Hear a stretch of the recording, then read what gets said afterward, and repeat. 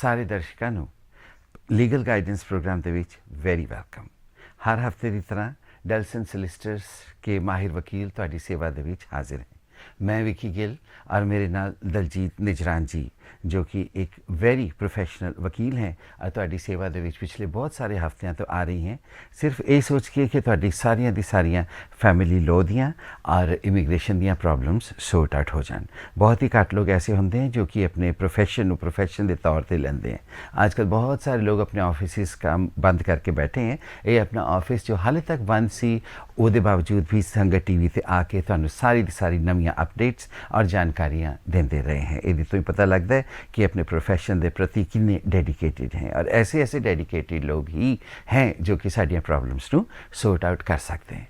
तो family law का और इमिग्रेशन का किसी तरह का कोई भी क्वेश्चन होवे तुसी संगत टीवी तो जो रिसैप्शन का टेलीफोन नंबर है उत्थे टेलीफोन करके दस सकते हो। अपना टेलीफोन नंबर भी छोड़ सकते हो और अपना नाम भी छोड़ सकते हो। जे कोई ना झूठा सच्चा दसिया दस देना, लेकिन फिर उस नाम याद रखना किते ऐसा ना हो ये उस नाम के वास्ते तुहानूं इत्थे दसन लगे तो तुसीं वो ना ही भुल जाओ जिहड़ा कि तुसीं रिसैप्शन ते दसिया है। उहदे अलावा जे कोई तुहाडा है परेशानी तो उहदे वास्ते इस प्रोग्राम के विच टेलीफोन ना करना। इस वेले ज़्यादा वक्त ना खराब करते हुए हाँ एक खुशखबरी भी दसनी है। तुहानूं दसन तो पहले तुसीं समझ ही गए होगे कि खुशखबरी केड़ी है। खुशखबरी ये है कि 1 जून तो जो ऑफिस है दलजीत निजरान जी का वो ऑफिस खुल जाएगा जिहड़ा कि हॉल ग्रीन दे विच है। उत्थे जाके तुसीं अपनी सारी परेशानियां सॉर्ट आउट करवा सकते हो और बड़ी मुश्किल नाल ही ऐसे ऐसे महापुरुष साडी जिंदगी दे विच आंदे हैं जिहड़े कि तुहाडी परेशानियां नूं सॉर्ट आउट कर सकते हैं। दलजीत निजरान जी सत श्री अकाल। सत श्री अकाल Vicky, thank you very much Vicky. आप कैसी हैं? जी मैं ठीक हूँ, thank you Vicky, very nice introduction. बस तुसीं कोल बैठे होंदे हो तुहाडा तेज इन्ना है कि मैनूं सारा कुछ भुल जांदा। हुण मैनूं ये भी भुल गया कि मैं तुहानूं पुछना की सी। ओके ते अज असीं किस बारे गल करांगे? हाँ जी विक्की, अज असी जिहड़ा प्रोग्राम आ उहनूं अद्धा अद्धा टाइम देवांगे। अद्धा पहला जिहड़ा हाफ होਊਗਾ प्रोग्राम ਦਾ ਉਹਦੇ ਵਿੱਚ ਆਪਾਂ ਇਮੀਗ੍ਰੇਸ਼ਨ ਦੇ ਅਪਡੇਟਸ ਦੱਸਾਂਗੇ। ਜਿਹੜਾ ਸੈਕੰਡ ਹਾਫ ਹੋਊ ਉਹਦੇ ਵਿੱਚ ਆਪਾਂ ਫੈਮਿਲੀ ਲੋ ਦੇ ਜਿਹੜੇ ਮੇਨ ਇਸ਼ੂਜ਼ ਹੈਗੇ ਉਹ ਡਿਸਕਸ ਕਰਾਂਗੇ। ਠੀਕ ਹੈ। ਜਿਹੜਾ ਪਹਿਲਾ ਹਾਫ ਆ ਉਹਦੇ ਵਿੱਚ ਸਭ ਤੋਂ ਵੱਡੀ ਜਿਹੜੀ ਇੱਕ ਨਿਊਜ਼ ਹੈਗੀ ਆ ਇਮੀਗ੍ਰੇਸ਼ਨ ਦੀ ਇਨ ਕੰਟਰੀਜ਼ ਐਪਲੀਕੇਸ਼ਨਾਂ ਜਿਹੜੀਆਂ ਆਪਾਂ ਲਾ ਸਕਦੇ ਆ। ਕੁਝ ਐਪਲੀਕੇਸ਼ਨਾਂ ਇਸ ਤਰ੍ਹਾਂ ਦੀਆਂ ਸੀ ਜਿਹੜੀਆਂ ਹੋਮ ਆਫਿਸ ਨੇ ਕਿਹਾ ਸੀ ਕਿ ਤੁਸੀਂ ਆਊਟ ਆਫ ਕੰਟਰੀ ਜਾ ਕੇ ਆਪਣੀ ਕੰਟਰੀ ਤੋਂ ਜਾ ਕੇ ਫਿਰ ਰੀ ਐਂਟਰ ਹੋਣਾ ਹੈ। ਤੁਸੀਂ ਇਨ ਕੰਟਰੀ ਸਵਿਚ ਆਫ ਨਹੀਂ ਕਰ ਸਕਦੇ, ਜਾਨੀ ਕਿ कैटेगरी चेंज नहीं कर सकते। If you came as a visitor, जे तुसी विजिटर आउंदे हो तो विजिटर ही वापस जाओ, फिर तुसी कैटेगरी नवे वीज़े दी नवा वीज़ा लैके तुसी दोबारा एंट्री करो। यस तो इस तरह के लोगों लिए बहुत वड्डी सहूलियत है जिहड़ी आपां डिटेल दे विच हुण डिस्कस करांगे। तो सैकेंडली आपां स्टूडेंट्स लई एक दो जिहड़ी एडवाइस है मेरे हिसाब नाल सानूं जिहड़े पंजाब तो स्टूडेंट्स आउंदे इंडिया तो इत्थे आके जिहड़े ओवरस्टेयर हो जांदे उन्हां लई की एडवाइस है ਉਹ ਮੈਂ ਇਸ ਪ੍ਰੋਗਰਾਮ ਦੇ ਵਿੱਚ ਆਪਾਂ ਸ਼ੇਅਰ ਕਰਾਂਗੇ। ਤੇ ਥਰਡਲੀ ਜਿਹੜਾ ਲਾਸਟ ਹੈਗਾ ਵਿੰਡ ਰਸ਼ ਐਪਲੀਕੇਸ਼ਨਸ, ਆਪਾਂ ਕਾਫੀ ਦੇਰ ਤੋਂ ਅਪਡੇਟ ਨਹੀਂ ਕੀਤੀ ਹੈਗੀ ਕਿ ਵਿੰਡ ਰਸ਼ ਐਪਲੀਕੇਸ਼ਨ ਦਾ ਪ੍ਰੋਸੀਜਰ ਕੀ ਆ, ਕੌਣ ਲੋਕ ਆ ਜੋ ਇਸ ਤੋਂ ਫਾਇਦਾ ਉਠਾ ਸਕਦੇ, ਆਪਾਂ ਉਹਦੇ ਬਾਰੇ ਡਿਸਕਸ ਕਰਾਂਗੇ। ਐਂਡ ਜਿਹੜਾ ਲਾਸਟ ਹਾਫ ਪ੍ਰੋਗਰਾਮ ਹੋਊਗਾ ਉਹਦੇ ਵਿੱਚ ਆਪਾਂ ਫੈਮਿਲੀ ਲੋ ਦੀ ਜਿਹੜੀ ਅਪਡੇਟਸ ਕਰਾਂਗੇ ਕਿ ਡਿਵੋਰਸਿਸ ਕੀ ਆ, ਕੌਣ ਅਪਲਾਈ ਕਰ ਸਕਦਾ, child contact applications, financial matters ਜਾਂ ਜਿਹੜੇ ਤੁਹਾਡੇ ਰਾਈਟਸ ਹੈਗੇ ਆ ਪ੍ਰੋਪਰਟੀ ਦੇ, ਮੈਟਰੀਮੋਨੀਅਲ ਪ੍ਰੋਪਰਟੀ ਨੂੰ ਲੈ ਕੇ ਤੁਹਾਡੇ ਕੀ ਰਾਈਟਸ ਹੈਗੇ ਆਪਾਂ ਉਹਦੇ ਬਾਰੇ 'ਚ डिस्कस करांगे। ठीक है बिल्कुल जी। तो इस वेले जिन्हें भी लोग स्काई चैनल 769 ते संगत टेलीविजन देख रहे हैं, डेलसन सोलिसिटर्स का लीगल गाइडेंस प्रोग्राम चल रहा है। जिहड़ा लोगों का कयाम इत्थे पक्का नहीं है, यानी कि कोई कागज़ पत्तर तुहाडे कोल नहीं है, ज़रूर इस प्रोग्राम में देखो।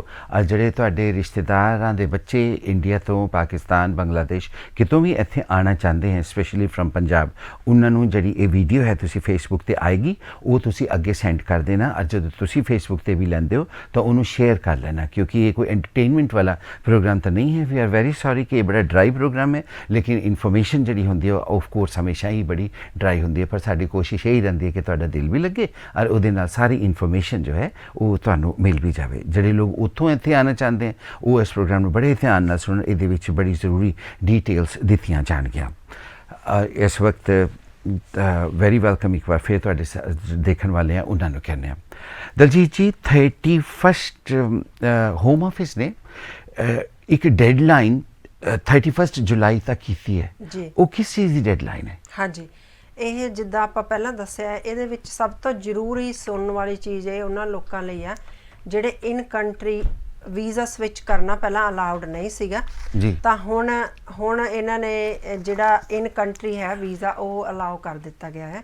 ਇਹਦੇ ਵਿੱਚ ਮੈਂ ਜਿਹੜੇ ਲੋਕ ਇੱਥੇ ਐਜ਼ ਅ ਵਿਜ਼ਟਰ ਆਏ ਸੀ ਤਾਂ ਉਹਨਾਂ ਨੇ ਇੱਥੇ ਆ ਕੇ ਸਪਾਊਸ ਜਿਹੜੇ ਬ੍ਰਿਟਿਸ਼ ਸਪਾਊਸ ਆ ਉਹਨਾਂ ਨਾਲ ਮੈਰਿਜ ਕਰ ਲਈ ਹੈ ਜੀ। ਜਾਂ ਬ੍ਰਿਟਿਸ਼ ਸਪਾਊਸ ਨਾਲ ਆਪਣਾ ਪਾਰਟਨਰ ਹੈ ਉਹਨਾਂ ਦਾ, ਜਾਂ ਉਹਨਾਂ ਦੇ ਇੱਥੇ ਬ੍ਰਿਟਿਸ਼ ਸਪਾਊਸ ਦੇ ਨਾਲ ਰਿਲੇਸ਼ਨਸ਼ਿਪ ਹੈ, ਉਹ ਲੋਕਾਂ ਲਈ ਪਹਿਲਾਂ ਹੋਮ ਆਫਿਸ ਦੀ ਇਨਸਟਰਕਸ਼ਨਸ ਆਬਵੀਅਸਲੀ ਇਹ ਆ ਕਿ ਤੁਸੀਂ ਆਪਣੀ ਕੰਟਰੀ ਵਾਪਸ ਜਾਓ, ਉੱਥੋਂ ਤੁਸੀਂ ਵੀਜ਼ਾ ਲੈ ਕੇ ਐਂਟਰ ਹੋ ਐਜ਼ ਅ ਸਪਾਊਸ। ਜੇ ਤੁਹਾਡਾ ਸਪਾਊਸ ਬ੍ਰਿਟਿਸ਼ ਹੈ ਤੁਸੀਂ ਓਵਰਸਟੇਅਰ ਆ। ਪਰ ਜਿਹੜੀ ਇਹ ਐਕਸਟੈਂਸ਼ਨ ਹੋਈ ਹੈ 31 ਜੁਲਾਈ ਦੇ ਵਿੱਚ, ਇਹਦੇ ਵਿੱਚ ਉਹਨਾਂ ਨੇ ਇਹ ਕਿਹਾ ਆ ਕਿ ਇਨ ਕੰਟਰੀ ਤੁਸੀਂ ਵੀਜ਼ਾ ਕੋਈ ਵੀ ਸਵਿਚ ਕਰ ਸਕਦੇ ਹੋ। You can change your category, ਜਾਨੀ ਕਿ ਵੀਜ਼ਾ ਦੀ ਕੈਟੇਗਰੀ ਤੁਹਾਡੀ ਆ ਜਿਹੜੀ ਉਹ ਤੁਸੀਂ ਇਨ ਕੰਟਰੀ ਇੱਥੇ ਯੂਕੇ ਚ ਵਿੱਚ ਰਹਿੰਦੇ ਹੋਏ ਹੀ ਚੇਂਜ ਕਰ ਸਕਦੇ ਹੋ। ਸੋ ਇਹ ਬੇਸਿਕਲੀ ਬਹੁਤ ਵੱਡੀ ਗੱਲ ਹੈ, ਬਹੁਤ ਵੱਡੀ ਰਿਲੈਕਸੇਸ਼ਨ ਹੋਮ ਆਫਿਸ ਵੱਲੋਂ ਦਿੱਤੀ ਗਈ ਆ ਕਿ ਜੇ ਤੁਸੀਂ ਓਵਰਸਟੇਅਰ ਆ ਤਾਂ ਤੁਸੀਂ ਬ੍ਰਿਟਿਸ਼ ਤੁਹਾਡਾ ਸਪਾਊਸ ਆ ਤਾਂ ਤੁਹਾਨੂੰ ਜਲਦੀ ਐਪਲੀਕੇਸ਼ਨ ਲਾ ਕੇ ਇਸ ਚੀਜ਼ ਦਾ ਫਾਇਦਾ ਉਠਾਉਣਾ ਚਾਹੀਦਾ ਹੈ ਕਿਉਂਕਿ ਤੁਸੀਂ ਵਾਪਸ ਜਾ ਹੀ ਨਹੀਂ ਸਕਦੇ, ਤੁਸੀਂ ਆਊਟ ਆਫ ਕੰਟਰੀ ਜਾ ਨਹੀਂ ਸਕਦੇ, ਤਾਂ ਤੁਸੀਂ ਰੀ ਐਂਟਰ ਹੋਣ ਦਾ ਸਵਾਲ ਹੀ ਨਹੀਂ ਪੈਦਾ ਹੁੰਦਾ। ਤੇ ਹੁਣ ਜਿਹੜੇ ਲੋਕਾਂ ਨੂੰ ਕਾਫੀ ਸਾਰੇ ਲੋਕ ਸਾਨੂੰ ਪੁੱਛਦੇ ਆ ਕਿ ਅਸੀਂ ਇੰਡੀਆ ਤੋਂ ਆਉਣਾ ਚਾਹੁੰਦੇ ਹਾਂ, ਉੱਥੇ ਸਟਕ ਹੋ ਗਏ ਆ ਜਾਂ ਕਿਤੋਂ ਵੀ ਆਉਣਾ ਚਾਹੁੰਦੇ ਯੂਕੇ ਦੇ ਵਿੱਚ, ਦੱਸ ਫਾਈਨ ਤੁਸੀਂ ਆਓ, ਪਰ 에ਅਰਲਾਈਨ ਦੇ ਖੁੱਲਣ ਨਾਲ ਹਾਲੇ ਵੀ ਹਾਲਾਤ ਨਾਰਮਲ ਹੋਣ ਦੇ ਕੋਈ ਅਸਾਰ ਨਹੀਂ ਦਿਸਦੇ ਹੈਗੇ। ਇਹ ਵਿਲ ਟੇਕ ਟਾਈਮ। ਸੋ ਜਿਹੜੇ ਇਨ ਕੰਟਰੀ ਸਟਕ ਸਪਾਊਸਸ ਹੈਗੇ ਆ, ਜਿਹੜੇ ਓਵਰਸਟੇਅਰ ਆ, ਜਿਨ੍ਹਾਂ ਨੇ ਬ੍ਰਿਟਿਸ਼ ਨੈਸ਼ਨਲਸ ਨਾਲ ਵਿਆਹ ਕੀਤਾ ਆ, ਉਹਨਾਂ ਲਈ ਬੈਸਟ ਆਪਸ਼ਨ ਆ ਕਿ ਜਿੰਨੀ ਵੀ ਜਲਦੀ ਹੋ ਸਕਦਾ ਤੁਸੀਂ ਐਪਲੀਕੇਸ਼ਨਾਂ ਲਗਾਓ, in country application leave to remain ਲਗਾਓ। ਬਟ ਸਭ ਤੋਂ ਇੰਪੋਰਟੈਂਟ ਗੱਲ ਉਹਨਾਂ ਲਈ ਇਹ ਹੈਗੀ ਆ, ਜੇ ਤੁਸੀਂ ਐਪਲੀਕੇਸ਼ਨ ਇਨ ਕੰਟਰੀ ਲਾਉਣੀ ਆ ਤਾਂ ਉਹਦੀਆਂ ਜਿਹੜੀਆਂ ਰਿਕੁਆਇਰਮੈਂਟਸ ਆ ਉਹਨਾਂ ਦੇ ਵਿੱਚ ਕੋਈ ਰਿਲੈਕਸੇਸ਼ਨ ਨਹੀਂ ਹੈਗੀ। ਜੋ ਤੁਸੀਂ ਆਊਟ ਆਫ ਕੰਟਰੀ ਜਾ ਕੇ ਰਿਕੁਆਇਰਮੈਂਟਸ ਪੂਰੀਆਂ ਕਰਨੀਆਂ ਸੀ, ਸੇਮ ਕੰਡੀਸ਼ਨਸ ਤੁਸੀਂ ਪੂਰੀਆਂ ਕਰੋਗੇ ਫਿਰ ਤੁਹਾਨੂੰ ਵੀਜ਼ਾ ਮਿਲੇਗਾ। ਉਹ ਕੰਡੀਸ਼ਨਸ ਜਿਹੜੀਆਂ ਹੈਗੀਆਂ ਆਪਾਂ ਬਰੀਫਲੀ ਰਿਪੀਟ ਕਰ ਦਿੰਨੇ ਆ। ਉਹਦੇ ਵਿੱਚ 18,600 ਤੁਹਾਡੇ ਸਪਾਊਸ ਦੀ ਇਨਕਮ ਹੋਣੀ ਚਾਹੀਦੀ ਹੈ, ਵੈਲਿਡ ਪਾਸਪੋਰਟ ਹੋਣਾ ਚਾਹੀਦਾ ਹੈ, A1 ਇੰਗਲਿਸ਼ ਟੈਸਟ ਸਰਟੀਫਿਕੇਟ ਤੇ proof of relationship marriage certificate, ਤੇ ਜਾਂ 2 ਸਾਲ ਤੋਂ ਤੁਸੀਂ ਇਕੱਠੇ ਰਹਿੰਦੇ ਹੋ ਐਜ਼ ਅ ਪਾਰਟਨਰ। ਇਸ ਤਰ੍ਹਾਂ ਦੀਆਂ ਜਿਹੜੀਆਂ ਕੰਡੀਸ਼ਨਾਂ ਆ ਉਹ ਪੂਰੀਆਂ ਕਰੋਗੇ ਤਾਂ ਤੁਹਾਨੂੰ ਇਨ ਕੰਟਰੀ ਵੀਜ਼ਾ ਮਿਲ ਸਕਦਾ। ਪਰ ਜੇ ਤੁਸੀਂ ਐਪਲੀਕੇਸ਼ਨ ਲਾਉਣੀ ਹੈ ਤਾਂ ਜਲਦੀ ਕਰੋ, don't delay. Right. One is jackpot party. It's a big achievement, to be honest. जो एक ओवरस्टेयर हैं और एक इलीगल हैं ਜੀ, ਜੇ ਇਲੀਗਲ ਬ੍ਰਿਟਿਸ਼ ਸਿਟੀਜ਼ਨ ਨਾਲ ਵਿਆਹ ਕਰਦਾ ਉਹਦੇ ਤੇ ਵੀ ਇਹੀ ਰੂਲ ਹੋਏਗਾ? ਜੀ ਬਿਲਕੁਲ, ਇਹ ਉਹਨਾਂ ਲਈ ਹੀ ਹੈ। ਦੇਖੋ ਵਿਕੀ, ਸਪੈਸੀਫਿਕਲੀ ਹੁਣ ਮੈਂ ਆਪਣੇ ਦਰਸ਼ਕਾਂ ਨੂੰ ਇਹ ਕਲੀਅਰ ਕਰ ਦੇਣਾ ਚਾਹੁੰਦੀ ਹਾਂ, ਸਪੈਸੀਫਿਕਲੀ ਉਹਨਾਂ ਨੇ ਇਹ ਨਹੀਂ ਕਿਹਾ ਕਿ ਜਿਹੜੇ ਓਵਰਸਟੇਅਰ ਮੈਰਿਜ ਕਰਕੇ ਬੈਠੇ ਆ ਇਹ ਐਪਲੀਕੇਸ਼ਨ ਉਹਨਾਂ ਲਈ ਆ, ਬਟ ਉਹਨਾਂ ਨੇ ਵੈਰੀ ਕਲੀਅਰਲੀ ਇਹ ਕਿਹਾ ਕਿ ਇਨ ਕੰਟਰੀ ਸਵਿਚ ਤੁਸੀਂ ਕਰ ਸਕਦੇ ਹੋ ਵੀਜ਼ਾ। ਠੀਕ ਹੈ ਜੀ। ਯੂ ਕੈਨ ਚੇਂਜ ਯੂਰ, ਜੇ ਤੁਸੀਂ ਬਿਕਾਜ਼ ਆਫ COVID-19 ਜੇ ਤੁਸੀਂ ਆਊਟ ਆਫ ਕੰਟਰੀ ਨਹੀਂ ਜਾ ਸਕਦੇ, ਕੋਈ ਵੀ ਐਪਲੀਕੇਸ਼ਨ ਤੁਸੀਂ ਲਾਉਣਾ ਚਾਹੁੰਦੇ ਇਨ ਕੰਟਰੀ ਹੁਣ ਲਗਾ ਸਕਦੇ ਹੋ। ਠੀਕ ਹੈ ਜੀ। ਸੋ obviously it's a clear indication that they can make the application. So sooner the better, to be honest. Hanji, I have spoken to loads of professionals, they are making applications and we are doing as well. Absolutely. ਹੁਣ ਜਿਹੜੇ ਲੋਕ ਜੀ ਪੰਜਾਬ ਤੋਂ ਜਾਂ India ਦੇ ਕਿਸੇ ਵੀ part ਤੋਂ ਇੱਥੇ ਆਉਂਦੇ ਹੈ ਜੀ, ਜ਼ਿਆਦਾਤਰ ਲੋਕ ਜਿਹੜੇ ਸਾਡੇ ਇੱਥੇ ਆਉਂਦੇ ਹੈ, as we all know, we don't really come here to study ਜੀ। ਤਾਂ ਇੱਥੇ ਆ ਕੇ ਫਿਰ ਜਦੋਂ ਵੀਜ਼ਾ ਅੱਗੇ ਵਗੈਰਾ ਨਹੀਂ ਵਧਵਾਉਂਦੇ ਔਰ ਓਵਰਸਟੇਅਰ ਹੋ ਜਾਂਦੇ। ਵਿਕੀ, ਜਿਹੜਾ ਹਾਂਜੀ, ਜਿਹੜਾ ਸਭ ਤੋਂ ਜਿਹੜੀ ਵੱਡੀ ਮੁਸ਼ਕਲ ਇਸ ਵਕਤ ਜਿਹੜੇ ਸਾਡੇ ਪੰਜਾਬ ਤੋਂ ਸਟੂਡੈਂਟ ਆਉਂਦੇ ਆ ਉਹਨਾਂ ਲਈ ਜਿਹੜੀਆਂ ਮੁਸ਼ਕਲਾਂ ਹੈਗੀਆਂ ਮੈਂ ਬਰੀਫਲੀ ਦੱਸਦੀ ਹਾਂ। ਉਹ ਓਵਰਸਟੇਅਰ ਕਿਉਂ ਹੁੰਦੇ ਆ ਤੇ ਅੱਗੇ ਜਾ ਕੇ ਉਹ ਕੀ ਕਰਦੇ ਆ ਜੀ। ਪਿਛਲੇ ਸਾਲ ਬਹੁਤ ਸਾਰੇ ਤਕਰੀਬਨ 20,000 ਸਟੂਡੈਂਟਸ ਪੰਜਾਬ ਤੋਂ ਯੂਕੇ ਦੇ ਵਿੱਚ ਆਏ ਨੇ। ਉਹਨਾਂ ਨੂੰ ਵੀਜ਼ਾ ਵੈਲਿਡ ਹੁੰਦਾ ਹੈ ਜਦੋਂ ਆਉਂਦੇ ਆ। ਉਹਨਾਂ ਦੀ ਜਿਹੜੀ ਸਭ ਤੋਂ ਵੱਡੀ ਇਸ਼ੂ ਇਹ ਹੁੰਦਾ ਜਦੋਂ ਆਉਣ ਤੋਂ ਪਹਿਲਾਂ ਉਹਨਾਂ ਨੂੰ ਆਉਣ ਦੀ ਇੱਥੇ ਇੰਨੀ ਜਲਦੀ ਹੁੰਦੀ ਆ, ਨਾ ਤਾਂ ਉਹ ਇਮੀਗ੍ਰੇਸ਼ਨ ਦੇ ਰੂਲਸ ਚੈੱਕ ਕਰਦੇ ਆ, ਨਾ ਹੀ ਉਹ ਫੀਸ ਚੈੱਕ ਕਰਦੇ ਆ ਵੀ ਯੂਨੀਵਰਸਿਟੀ ਨੇ ਕਿੰਨੀ ਫੀਸ ਲਈ ਆ। ਏਜੰਟਾਂ ਨੂੰ ਅੰਨ੍ਹੇਵਾਹ ਪੈਸੇ ਦੇ ਕੇ ਇੱਕ ਵਾਰੀ ਇੱਥੇ ਆਉਣ ਦੀ ਕਰਦੇ। ਤਾਂ ਏਜੰਟ ਕੀ ਕਰਦੇ ਆ, ਜਿਹੜੇ ਇੰਡੀਆ ਦੇ ਵਿੱਚ ਸਪੈਸ਼ਲੀ ਏਜੰਟ ਬੈਠੇ ਆ, ਉਹਨਾਂ ਨੂੰ ਬਹੁਤ ਕੇਅਰਫੁਲ ਰਹਿਣ ਦੀ ਜ਼ਰੂਰਤ ਆ। ਜਿਹੜੇ ਸਟੂਡੈਂਟ ਆਉਂਦੇ ਆ ਜਿਹੜੀ ਸਟੂਡੈਂਟ ਵੀਜ਼ਾ ਦੀ ਐਪਲੀਕੇਸ਼ਨ ਆ, ਜੇ ਯੂਨੀਵਰਸਿਟੀ ਨੇ ਜਾਂ ਕਾਲਜ ਨੇ ਤੁਹਾਨੂੰ ਐਕਸੈਪਟ ਕਰ ਲਿਆ ਹੋਇਆ ਨਾ ਐਜ਼ ਅ ਸਟੂਡੈਂਟ, ਜੀ ਤਾਂ ਤੁਸੀਂ ਉਹ ਐਪਲੀਕੇਸ਼ਨ ਆਪ ਖੁਦ ਵੀ ਲਗਾ ਸਕਦੇ ਹੋ। ਤੁਹਾਨੂੰ ਏਜੰਟਾਂ ਦੇ ਥਰੂ 10-10 ਲੱਖ 5-5 ਲੱਖ ਦੇ ਕੇ ਐਪਲੀਕੇਸ਼ਨਾਂ ਲਾਉਣ ਦੀ ਕੋਈ ਜ਼ਰੂਰਤ ਨਹੀਂ ਹੈਗੀ। ਰਾਈਟ। ਜੇ ਤੁਹਾਡੇ ਡਾਕੂਮੈਂਟਸ ਪੂਰੇ ਨੇ, ਡਾਕੂਮੈਂਟਸ ਕੋਈ ਬਹੁਤੇ ਨਹੀਂ ਚਾਹੀਦੇ ਹੁੰਦੇ, ਜੇ ਤੁਸੀਂ ਇੰਗਲਿਸ਼ ਬੋਲ ਸਕਦੇ ਆ, if you can speak English, read English and listening is fine, ਤੁਸੀਂ ਪਲੱਸ ਤੁਹਾਡੀ ਜਿਹੜੀ ਯੂਨੀਵਰਸਿਟੀ ਤੋਂ ਤੁਹਾਨੂੰ ਐਕਸੈਪਟੈਂਸ ਲੈਟਰ ਮਿਲ ਗਿਆ ਆ, ਤੇ ਤੁਹਾਡੇ ਕੋਲ ਫੀਸ ਹੈਗੀ, ਫੰਡਸ ਹੈਗੇ, these are the requirements, valid passport ਹੈਗਾ, ਤੁਸੀਂ ਆਨਲਾਈਨ ਐਪਲੀਕੇਸ਼ਨ ਆਪ ਖੁਦ ਵੀ ਕਰ ਸਕਦੇ ਹੋ। ਓਕੇ। ਤਾਂ ਏਜੰਟਾਂ ਦੇ ਥਰੂ ਜਾਂਦੇ ਆ ਜਦੋਂ 5-10 ਲੱਖ ਉਹ ਲੈ ਲੈਂਦੇ ਆ, ਤਾਂ ਜਿਹੜੀ ਫੀਸ ਤੁਸੀਂ ਇਕੱਠੀ ਕੀਤੀ ਹੁੰਦੀ ਆ ਉਹ ਫੀਸ ਤੁਸੀਂ ਯੂਨੀਵਰਸਿਟੀ ਨੂੰ ਦੇਣੀ ਚਾਹੀਦੀ ਆ, ਪੂਰੇ ਸਾਲ ਭਰ ਦੀ ਫੀਸ। ਠੀਕ ਹੈ। ਉਹ ਪੈਸੇ ਏਜੰਟ ਰੱਖ ਲੈਂਦੇ ਆ, ਉਹ ਬਹੁਤ ਥੋੜੀ ਫੀਸ ਯੂਨੀਵਰਸਿਟੀ ਨੂੰ ਦਿੰਦੇ ਆ। ਜੀ। ਬਾਏ ਦਾ ਟਾਈਮ ਸਟੂਡੈਂਟ ਇੱਥੇ ਆਉਂਦੇ ਆ 2 ਕੁ ਮਹੀਨਿਆਂ ਬਾਅਦ ਆ ਕੇ ਉਹਨਾਂ ਦੀ ਜਿਹੜੀ ਨੈਕਸਟ ਕਿਸ਼ਤ ਆ, ਨੈਕਸਟ ਇੰਸਟਾਲਮੈਂਟ ਆ ਯੂਨੀਵਰਸਿਟੀ ਫੀਸ ਦੀ ਜਾਂ ਕਾਲਜ, ਉਹ ਡਿਊ ਹੋ ਜਾਂਦੀ। ਜੀ। ਤਾਂ 2-3 ਮਹੀਨਿਆਂ 'ਚ ਤਾਂ ਉਹ ਕੰਮ ਕਰਕੇ 5-10 ਹਜ਼ਾਰ ਇਕੱਠਾ ਨਹੀਂ ਕਰ ਸਕਦੇ। ਸੋ ਦੈਟਸ ਵੇਅਰ ਦੇ ਗੋਇੰਗ ਰੋਂਗ। ਇੱਥੇ ਆ ਕੇ ਫਿਰ ਉਹ ਕੀ ਕਰਦੇ ਆ, ਓਵਰਸਟੇਅਰ ਹੋ ਜਾਂਦੇ ਆ, ਕਿਉਂਕਿ ਉਹ ਫੀਸ ਨਹੀਂ ਭਰ ਸਕਦੇ, ਤਾਂ ਯੂਨੀਵਰਸਿਟੀ ਵਾਲੇ ਕਾਲਜ ਵਾਲੇ ਉਹਨਾਂ ਨੂੰ ਅਲਾਉ ਨਹੀਂ ਕਰਦੇ ਅੱਗੇ ਕਲਾਸਾਂ ਦੇ ਵਿੱਚ ਬਹਿਣ ਦੀ। ਤਾਂ ਉਹ ਹੋਮ ਆਫਿਸ ਨੂੰ ਦੱਸ ਦਿੰਦੇ ਆ, ਹੋਮ ਆਫਿਸ ਉਹਨਾਂ ਨੂੰ ਨੋਟੀਫਿਕੇਸ਼ਨ ਦੇ ਕੇ, ਹੋਮ ਆਫਿਸ ਨੇ ਆਪਣੀ ਫੀਸ ਲੈ ਲਈ, ਯੂਨੀਵਰਸਿਟੀ ਨੇ ਆਪਣੀ ਲੈ ਲਈ, ਏਜੰਟਾਂ ਨੇ ਆਪਣੀ ਲੈ ਲਈ, ਤੇ ਤੁਹਾਡੇ ਪੱਲੇ ਕੀ ਪਿਆ? ਨਥਿੰਗ, ਕੁਛ ਨਹੀਂ।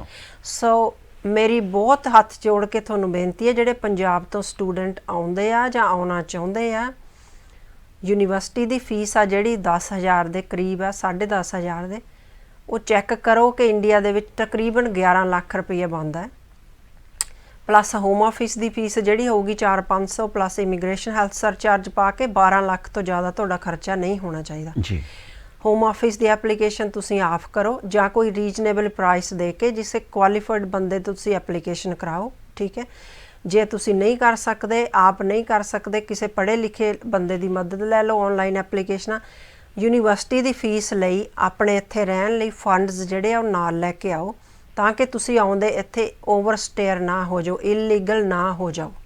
ਜਿਨ੍ਹਾਂ ਲੋਕਾਂ ਦੇ ਕੋਲ ਫੇਸਬੁੱਕ ਹੈ ਉਹਦੇ ਉੱਪਰ ਇਹ ਪ੍ਰੋਗਰਾਮ ਆਏਗਾ, ਤੁਸੀਂ ਸਾਰੇ ਜਾਣਦੇ ਹੋ। ਇੱਕ ਤਾਂ ਆਪਣੇ ਸਾਥੀਆਂ ਨੂੰ ਉੱਥੇ ਜਿਹੜੇ ਕਿ ਇੱਥੇ ਆਉਣਾ ਚਾਹੁੰਦੇ ਭੇਜੋ, ਐਂਡ ਸੈਕੰਡਲੀ WhatsApp की दुनिया है, ਕਿਹੜਾ ਦੂਰ ਹੈ, ਐਪਲੀਕੇਸ਼ਨ ਭਰਨੀ ਹੋਵੇ ਡੈਲਸਨ ਸੋਲਿਸਿਟਰਸ ਤੇ ਟੈਲੀਫੋਨ ਕਰੋ, ਤੁਹਾਨੂੰ ਇਹਨਾਂ ਦਾ ਟੈਲੀਫੋਨ ਨੰਬਰ ਜੋ ਹੈ ਰਿਸੈਪਸ਼ਨ ਸੈਲਸ ਸੰਗਤ ਟੈਲੀਵਿਜ਼ਨ ਦੀ ਉੱਥੋਂ ਮਿਲ ਜਾਏਗਾ।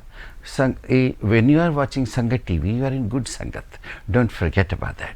ਜਿਹੜੇ ਨਵੇਂ ਆਣੇ ਲੜਕੇ ਲੜਕੀਆਂ ਇੱਥੇ ਸਟੂਡੈਂਟਸ ਇੰਡੀਆ ਤੋਂ, ਈਵਨ ਪੰਜਾਬ ਤੋਂ, ਵੇਰੇਵਰ, ਉਹਨਾਂ ਵਾਸਤੇ ਤੁਸੀਂ ਕੀ ਐਡਵਾਈਸ ਕਰੋ? ਉਹਨਾਂ ਵਾਸਤੇ ਜਿਹੜੇ ਵੀ ਕਿ ਇੱਥੇ ਹੁਣ ਸਟੂਡੈਂਟ ਰਹਿ ਰਹੇ ਨੇ ਨਾ, ਮੰਨ ਲਓ ਹੁਣ ਜਿਹੜੇ ਲਾਸਟ ਈਅਰ ਆਏ ਆ, ਉਹਨਾਂ ਦਾ ਵੀਜ਼ਾ 2-3 ਮਹੀਨਿਆਂ ਦਾ ਰਹਿੰਦਾ ਆ, ਜਾਂ ਓਵਰਸਟੇਅਰ ਹੋ ਗਏ, ਜੋ ਵੀ ਹੈਗੇ। ਪਹਿਲੀ ਗੱਲ ਤਾਂ ਇੱਕ ਮੈਂ ਉਹਨਾਂ ਨੂੰ ਇਹ ਸਲਾਹ ਦਊਂਗੀ ਵੀ ਜੇ ਕਿਸੇ ਵੀ ਤਰ੍ਹਾਂ ਤੁਸੀਂ NHS ਲਈ ਕੰਮ ਕਰ ਸਕਦੇ ਹੋ ਐਜ਼ ਅ ਵਲੰਟੀਅਰ, ਕਰ ਲਓ ਜੀ।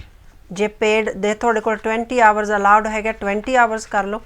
ਜੇ ਤੁਹਾਡੀ ਸਟੱਡੀਜ਼ ਸਸਪੈਂਡ ਹੋ ਗਈ ਆ ਟੈਂਪਰੇਰਲੀ, ਤੁਸੀਂ ਕੋਈ ਡਿਸਟੈਂਸ ਲਰਨਿੰਗ ਕਰ ਰਹੇ ਹੋ, ਤੁਸੀਂ ਯੂਨੀਵਰਸਿਟੀ ਬਿਲਕੁਲ ਜਾ ਨਹੀਂ ਰਹੇ, ਕਾਲਜ ਜਾ ਨਹੀਂ ਰਹੇ ਬਿਕੋਜ਼ ਆਫ COVID-19, ਤਾਂ ਤੁਸੀਂ ਫੁੱਲ ਟਾਈਮ ਹੈ ਜਿਹੜਾ ਉਹ ਕੰਮ ਕਰ ਸਕਦੇ ਹੋ। ਤਾਂ NHS ਲਈ ਕਰੋ, ਕੋਈ ਵੀ ਕੰਮ ਕਰਨਾ, ਉਹਦੇ ਵਿੱਚ ਤੁਹਾਨੂੰ ਤੁਹਾਡੇ ਇੱਥੇ ਪੱਕੇ ਹੋਣ ਦੇ ਚਾਂਸਸ ਵਧਣਗੇ, ਤੁਹਾਡੀ ਉਹ ਫੀਸ ਵੀ ਦੇਣਗੇ, ਹੋ ਸਕਦਾ ਤੁਹਾਨੂੰ ਸਪਾਂਸਰ ਕਰ ਦੇਣ, ਉਹ ਟ੍ਰੇਨ ਵੀ ਕਰਦੇ। ਇਸ ਵਕਤ ਉਹਨਾਂ ਨੂੰ ਸਟਾਫ ਦੀ ਜ਼ਰੂਰਤ ਆ। ਜੀ। ਦੂਸਰਾ, ਜਿਹੜੇ ਲੋਕ ਇੰਡੀਆ ਤੋਂ ਆਉਣਾ ਚਾਹੁੰਦੇ ਆ, ਜਿਹੜੇ ਸਟੂਡੈਂਟ ਆ ਜਾਂ ਕੋਈ ਸਕਿੱਲ ਉਹਨਾਂ ਕੋਲ ਹੈਗੀ ਆ, ਉਹ ਇੱਥੇ ਆ ਕੇ ਕੰਮ ਕਰਨਾ ਚਾਹੁੰਦੇ ਆ, ਪੱਕੇ ਹੋਣਾ ਚਾਹੁੰਦੇ ਆ, ਤਾਂ ਉਹਨਾਂ ਲਈ ਇਹ ਐਡਵਾਈਸ ਆ ਕਿ ਉਹ ਜੇ ਉਹਨਾਂ ਕੋਲ ਕੋਈ ਮੈਡੀਕਲ ਲਾਈਨ ਦਾ ਐਕਸਪੀਰੀਅੰਸ ਹੈਗਾ, ਨਰਸਿੰਗ ਦਾ ਐਕਸਪੀਰੀਅੰਸ ਹੈਗਾ, ਤਾਂ ਉਹਦੇ ਬੇਸ 'ਤੇ ਐਪਲੀਕੇਸ਼ਨਾਂ ਲਾਉਣ, ਉਹਦੇ ਬੇਸ 'ਤੇ ਆਉਣ, ਭਾਵੇਂ ਅਜੇ ਸਟੂਡੈਂਟ ਹੀ ਆਉਣ, ਤਾਂ ਕੰਮ ਜੇ NHS ਲਈ ਕੰਮ ਕਰ ਸਕਦੇ ਐਜ਼ ਏ ਕੀ ਵਰਕਰ, ਤਾਂ ਉਹਨਾਂ ਨੂੰ ਇਸ ਹਾਲਾਤ ਦਾ ਫਾਇਦਾ ਉਠਾਉਣਾ ਚਾਹੀਦਾ। ਸਾਡੇ ਓਬਵੀਅਸਲੀ ਇੱਥੇ NHS ਇੱਥੇ ਜਿਹੜੇ ਲੋਕਾਂ ਨੂੰ ਨਹੀਂ ਪਤਾ, ਨੈਸ਼ਨਲ ਹੈਲਥ ਸਰਵਿਸਿਜ਼ ਆ, ਜਿਹੜੇ ਓਬਵੀਅਸਲੀ ਮੈਡੀਕਲ ਸਟਾਫ ਨੂੰ ਰਿਕਰੂਟ ਕਰਦੇ ਆ। ਜੇ ਤੁਸੀਂ NHS ਲਈ ਕੰਮ ਕਰਦੇ ਆ, ਤੁਹਾਨੂੰ ਤਨਖਾਹ ਵੀ ਚੰਗੀ ਮਿਲੂਗੀ, ਆਵਰਸ ਵੀ ਐਕਸਟਰਾ ਤੁਸੀਂ ਕਰ ਸਕਦੇ ਆ, ਤੁਹਾਡੀ ਹੋਮ ਆਫਿਸ ਦੀ ਫੀਸ ਵੀ ਮਾਫ ਹੋ ਸਕਦੀ ਹੈ। ਤੁਹਾਨੂੰ ਇਮੀਗ੍ਰੇਸ਼ਨ ਹੈਲਥ ਸਰਚਾਰਜ ਵੀ, ਇੰਡੀਆ ਤੋਂ ਵੀ ਤੁਸੀਂ ਐਪਲੀਕੇਸ਼ਨ ਲਾਉਣੇ ਆ NHS ਲਈ ਕੰਮ ਕਰਨ ਲਈ, ਤੁਹਾਨੂੰ ਟ੍ਰੇਨਿੰਗ ਵੀ ਦੇਣਗੇ, ਪਲੱਸ ਤੁਹਾਡੀ ਫੀਸ ਵੀ ਦੇਣਗੇ। ਸੋ ਤੁਹਾਨੂੰ ਕਿਸੇ ਏਜੰਟ ਨੂੰ ਲੱਖਾਂ ਰੁਪਏ ਦੇਣ ਦੀ ਜ਼ਰੂਰਤ ਨਹੀਂ ਹੈ। ਪਲੀਜ਼ ਜੇ ਪ੍ਰੋਗਰਾਮ ਕੋਈ ਸੁਣਦਾ, ਤੁਸੀਂ ਸ਼ੇਅਰ ਕਰਕੇ ਜੇ ਕੋਈ ਫਾਇਦਾ ਉਠਾ ਸਕਦਾ ਤਾਂ ਜ਼ਰੂਰ ਇਸ ਚੀਜ਼ ਦਾ ਫਾਇਦਾ ਉਠਾਓ। ਸਾਰਾ ਕੁਝ ਆਨਲਾਈਨ ਆ। NHS ਦੇ ਤੁਸੀਂ ਵੈਬਸਾਈਟ ਤੇ ਚੈੱਕ ਕਰੋ ਕਿ ਕੀ ਵਰਕਰਸ ਕਿੱਥੇ ਕਿੱਥੇ ਰਿਕਰੂਟ ਹੋ ਰਿਹਾ, ਕਿਹੜੀ ਏਜੰਸੀ ਕਰ ਰਹੀ ਹੈ, ਤੁਸੀਂ ਆਪੇ ਡਾਇਰੈਕਟਲੀ ਉਹਨਾਂ ਨਾਲ ਕੰਟੈक्ट कर सकते हो। That's fantastic. कितनी अच्छी अच्छी बातें बताती हैं दलजीत जी जब भी यहाँ पर आती हैं। और हम में से बहुत से लोग जिनके दिमाग में टेंशन की तलवार ऑल द टाइम लटकी रहती है, वो थोड़ी देर के लिए इंसान भूल जाता है। कोशिश करो कि ये तलवार हमेशा ਲਈ हट जाए, अपने अपने पेपर जो है जमा करा दो। ਤੁਸੀਂ ਇਹ ਵੀ ਅੱਛੀ ਤਰ੍ਹਾਂ ਜਾਣਦੇ ਹੋ ਕਿ ਜਦੋਂ ਪੇਪਰ ਹੋਮ ਆਫਿਸ ਵਿੱਚ ਹੁੰਦੇ ਆ, ਉਦੋਂ ਜਦੋਂ ਦੂਰੋਂ ਕਿਸੇ ਪੁਲਿਸ ਕਾਰ ਦੀ ਸਾਇਰਨ ਵੱਜਦਾ ਤਾਂ ਡਰਨ ਦੀ ਕੋਈ ਲੋੜ ਨਹੀਂ ਹੁੰਦੀ। ਜੇ ਹੋਮ ਆਫਿਸ ਵਿੱਚ ਕੋਈ ਪੇਪਰ ਹੀ ਨਹੀਂ ਹੈ ਤਾਂ ਫਿਰ ਤਾਂ ਡਰਨ ਦੀ ਸਾਰੀ ਜ਼ਰੂਰਤ ਹੈ ਹੀ ਹੈ।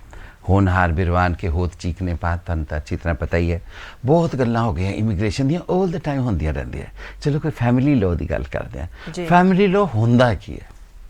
ਫੈਮਿਲੀ ਲਾਅ ਵਿੱਚ ਬੇਸਿਕਲੀ ਜਿਹੜੀ ਫੈਮਿਲੀ ਕੋਰਟਸ ਨੇ, ਜਿਹੜੀਆਂ ਐਪਲੀਕੇਸ਼ਨਸ ਫੈਮਿਲੀ ਕੋਰਟਸ ਦੇ ਵਿੱਚ ਜਾਂਦੀਆਂ ਬੇਸਿਕਲੀ ਉਹ ਹੈਗੀਆਂ ਆ divorce applications, child contact, plus ਜਿਹੜੇ ਮੈਟਰੀਮੋਨੀਅਲ ਪ੍ਰਾਪਰਟੀ ਦੇ ਜਿੰਨੇ ਵੀ ਇਸ਼ੂ ਹੈਗੇ, ਜਿਹੜੀ ਕੋਰਟ ਉਹ ਡੀਲ ਕਰਦੀ ਹੈ ਉਹਨਾਂ ਨੂੰ ਓਬਵੀਅਸਲੀ ਫੈਮਿਲੀ ਲਾਅ ਕਹਿੰਦੇ।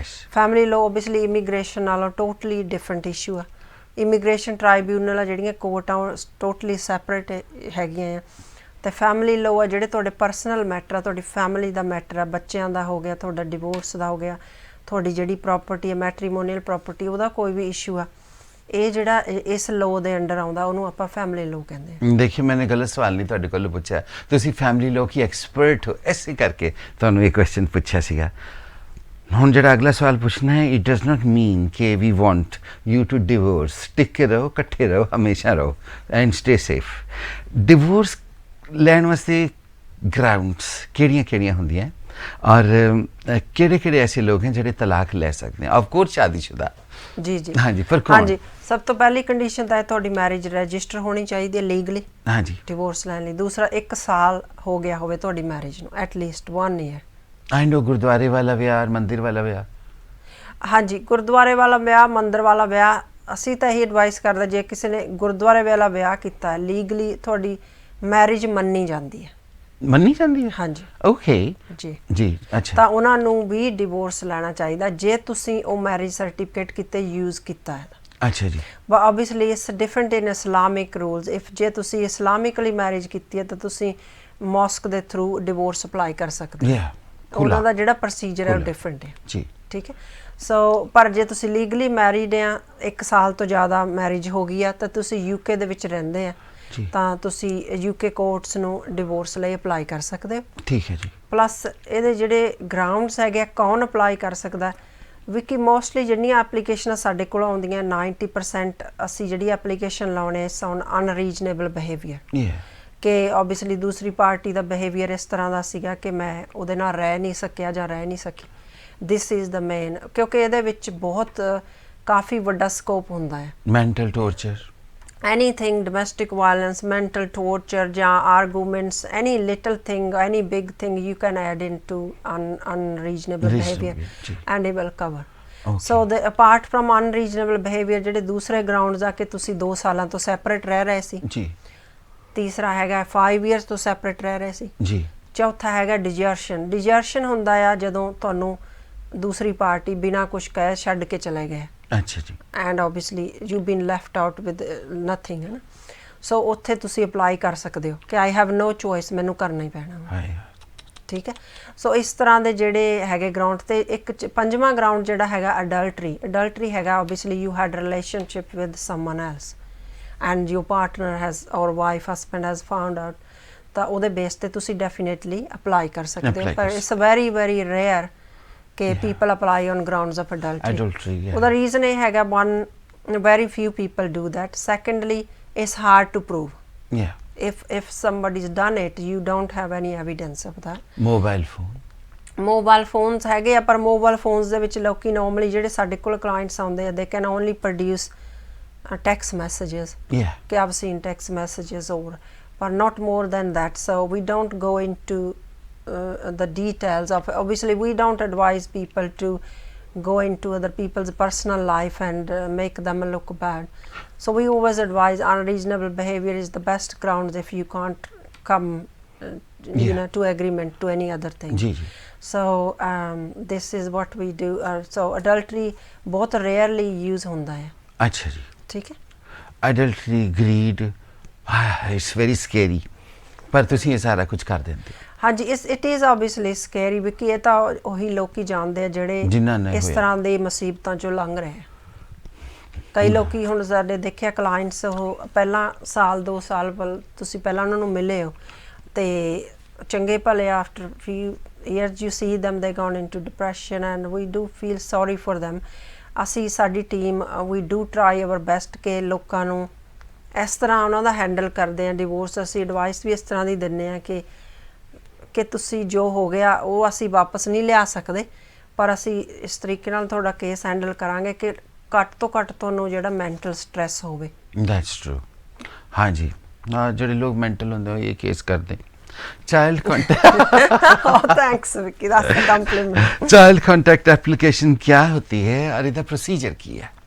Child contact application Vicky obviously ਇਸ ਜਿੱਦਾਂ ਆਪਾਂ ਲਾਸਟ ਵੀਕ ਵੀ ਦੱਸਿਆ ਸੀਗਾ, ਜੇ ਪਾਰਟੀ ਸੈਪਰੇਟ ਹੋ ਜਾਂਦੀਆਂ ਹਸਬੈਂਡ ਵਾਈਫ ਤੇ ਬੱਚਿਆਂ ਦਾ ਕੋਈ ਐਗਰੀਮੈਂਟ ਨਹੀਂ ਕਰ ਸਕਦੇ ਕਿ ਬੱਚੇ ਕਿਹਦੇ ਕੋਲ ਰਹਿਣਗੇ, ਦੂਸਰੀ ਪਾਰਟੀ ਬੱਚੇ ਨੂੰ ਕਦੋਂ ਦੇਖ ਸਕਦੀ ਹੈ, ਇਸ ਤਰ੍ਹਾਂ ਦਾ ਜੇ ਉਹ ਐਗਰੀਮੈਂਟ ਬਾਏ ਕੰਸੈਂਟ ਨਹੀਂ ਕਰ ਸਕਦੇ ਤਾਂ ਕੋਰਟ ਨੂੰ ਓਬਵੀਅਸਲੀ ਐਪਲੀਕੇਸ਼ਨ ਲਾਣੀ ਪੈਂਦੀ ਹੈ। ਤਾਂ ਕੋਰਟ ਫਿਰ ਡਿਸਾਈਡ ਕਰਦੀ ਹੈ ਵੀ ਬੱਚਾ ਕਿਹਦੇ ਕੋਲ ਰਹੇਗਾ ਜੀ, ਤੇ ਫਿਰ ਦੂਸਰੀ ਜਿਹੜੀ ਪਾਰਟੀ ਆ ਬੱਚੇ ਨੂੰ ਕਦੋਂ ਮਿਲ ਸਕਦੀ ਹੈ, ਰਾਤ ਰੱਖ ਸਕਦੇ ਆ ਜਾਂ ਡੇ ਟਾਈਮ ਸਿਰਫ ਦੇ ਸਕਦੇ ਆ, ਕਿੰਨੇ ਘੰਟਿਆਂ ਲਈ।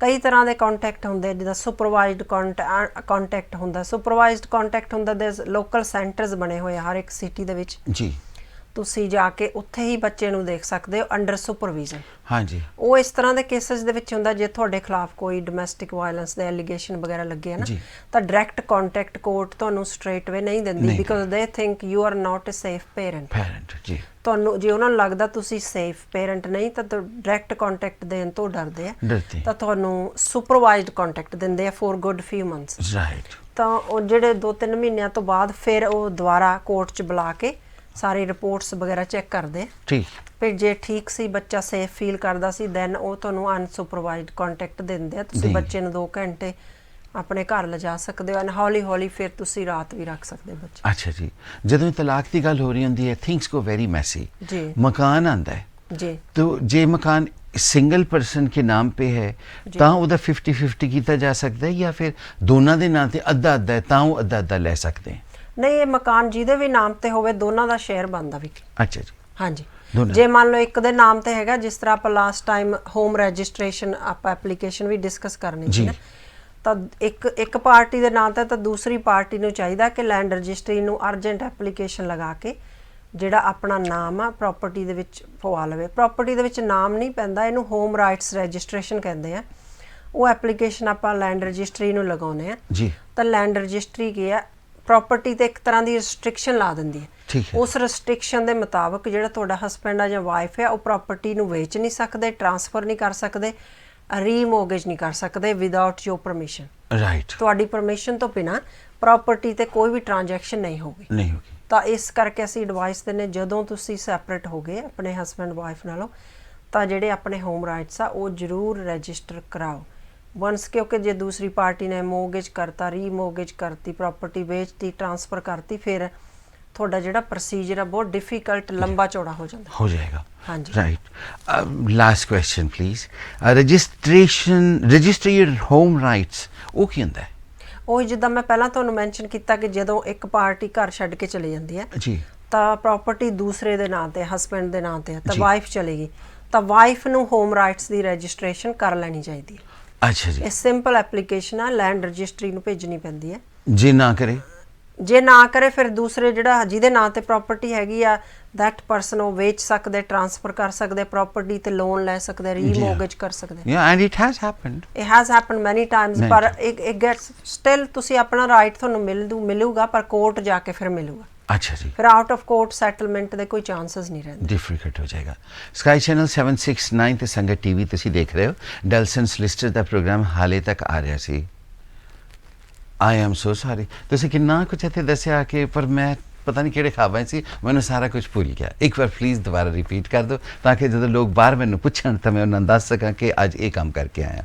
ਹਾਂਜੀ, ਅੱਜ ਆਪਾਂ ਬੇਸਿਕਲੀ ਵਿਕੀ ਡਿਸਕਸ ਜਿਹੜਾ ਕੀਤਾ, ਜਿਹੜੇ ਐਕਸਟੈਂਸ਼ਨ ਹੋਈ ਹੈ ਹੋਮ ਆਫਿਸ ਦੀ 31 ਜੁਲਾਈ ਤੱਕ ਆ, ਜੀ। ਜਿਹੜੇ ਲੋਕ ਇੱਥੇ ਵਿਜ਼ਟਰ ਆ ਗਏ ਆ ਉਹਨਾਂ ਨੇ ਹੋਮ ਆਫਿਸ ਨੂੰ ਹਾਲੇ ਤੱਕ ਕੰਟੈਕਟ ਨਹੀਂ ਕੀਤਾ, ਅਸੀਂ ਪ੍ਰੋਗਰਾਮ ਦੇ ਵਿੱਚ ਇੱਕ ਈਮੇਲ ਦਵਾਂਗੇ ਸਕਰੀਨ ਦੇ ਉੱਪਰ ਜੀ। ਉਹਨਾਂ ਨੂੰ ਚਾਹੀਦਾ ਆ ਹੋਮ ਆਫਿਸ ਨੂੰ ਉਸ ਈਮੇਲ ਦੇ ਤਹਿਤ ਅਪਡੇਟ ਕਰ ਦੇਣ। ਜਿਹੜੇ ਵਿਜ਼ਟਰ ਆ ਕੇ ਇੱਥੇ ਰਹਿ ਰਹੇ ਆ ਵਾਪਸ ਨਹੀਂ ਜਾ ਸਕੇ ਕੋਵਿਡ-19 ਕਰਕੇ, ਤਾਂ ਉਹਨਾਂ ਨੇ ਹਾਲੇ ਤੱਕ ਹੋਮ ਆਫਿਸ ਨੂੰ ਜੇ ਕੰਟੈਕਟ ਨਹੀਂ ਕੀਤਾ, ਉਹਨਾਂ ਨੂੰ ਚਾਹੀਦਾ ਕਿ ਅਰਜੈਂਟਲੀ ਹੋਮ ਆਫਿਸ ਨੂੰ ਕੰਟੈਕਟ ਕਰਕੇ ਆਪਣਾ ਜਿਹੜਾ ਵੀਜ਼ੇ ਦੀ ਅਪਡੇਟ ਕਰਨ। ਤਾਂ ਉਹਨਾਂ ਦਾ ਵੀਜ਼ਾ 31 ਜੁਲਾਈ ਤੱਕ ਜਿਹੜਾ ਐਕਸਟੈਂਡ ਹੋ ਜਾਏਗਾ ਤਾਂ ਕਿ ਉਹਨਾਂ ਨੂੰ ਇਲੀਗਲ ਜਾਂ ਓਵਰਸਟੇਅਰ ਦੀ ਕੈਟਾਗਰੀ ਦੇ ਵਿੱਚ ਨਹੀਂ ਪਾਇਆ ਜਾਏਗਾ। ਠੀਕ ਹੈ ਜੀ। ਠੀਕ ਹੈ, ਇਹ ਆਪਾਂ ਜਿਹੜੀ ਆਪਣੀ ਟੈਕਨੀਕਲ ਟੀਮ ਆ ਦਲਜੀਤ ਉਹਨਾਂ ਨੂੰ ਕਵਾਂਗੇ ਕਿ ਉਹ ਡਿਸਪਲੇ ਕਰ ਦੇਣਗੇ ਹੋਮ ਆਫਿਸ ਦੀ ਜਿਹੜਾ ਟੈਲੀਫੋਨ ਨੰਬਰ ਤੇ ਈਮੇਲ। ठीक है जी। ठीक है, ठीक है जी। I think thank you ever so much. आज की मुलाकात बस इतनी, कर लेना अगले हफ्ते बातें चाहे जितनी। अगले हफ्ते एक बार फिर से तुसी डलसन सलिसिटर दा प्रोग्राम संगत टीवी ते देखोगे और जो जो तुहाडे दिल च क्वेश्चन होणगे वो तुसी याद करके और लिख के रखना और संगत टीवी दी जिहड़ी रिसेप्शन है उत्थे दस देना। इस लॉकडाउन करके जिहड़ियां 3 जगहां ते तुहानू डलसन सलिसिटर्स वाले मिलदे हुंदे सी, हाले नहीं मिल सकदे, लेकिन 1 जून तो इन्हां दा जो हॉल ग्रीन वाला ऑफिस है वो खुल जाएगा। उस तो पहले सिर्फ इक्को ही ठिकाना है संगत टेलीविजन। हर हफ्ते ये प्रोग्राम देखा करो और इस जड़ियाँ ज़रूरी इंपॉर्टेंट मशवरे जोड़े इतने मुफ्त दिते जाते हैं उन्हां ते अमल करा करो। Thank you ever so much for watching from Dalson solicitors and from Sangat TV. Sat Sri अकाल।